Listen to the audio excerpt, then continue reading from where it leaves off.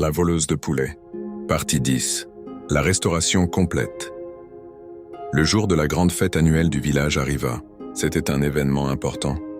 Tout le monde était présent. Les familles, les commerçants, les anciens, les enfants.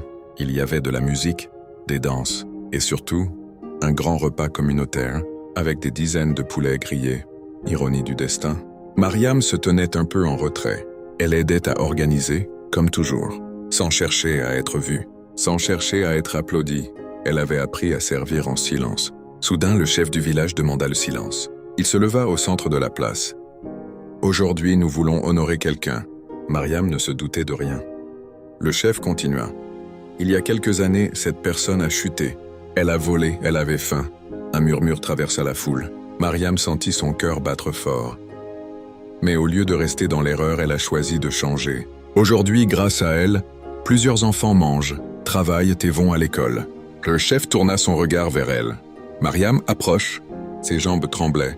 Mais cette fois, ce n'était pas de honte, c'était d'émotion. Elle s'avança lentement. Le chef prit un poulet grillé et le lui tendit devant tout le monde. Autrefois, tu en prenais en cachette. Aujourd'hui, nous te l'offrons avec honneur. Les larmes coulèrent sur son visage. La foule applaudit, pas par pitié, mais par respect. Le surnom qu'il avait poursuivi pendant des années perdait enfin son pouvoir. Ce jour-là, Mariam comprit une chose essentielle. La restauration ne vient pas quand les gens oublient ton passé. Elle vient quand ton présent est plus fort que ton passé. Elle leva les yeux vers le ciel et murmura « Merci de m'avoir transformé ».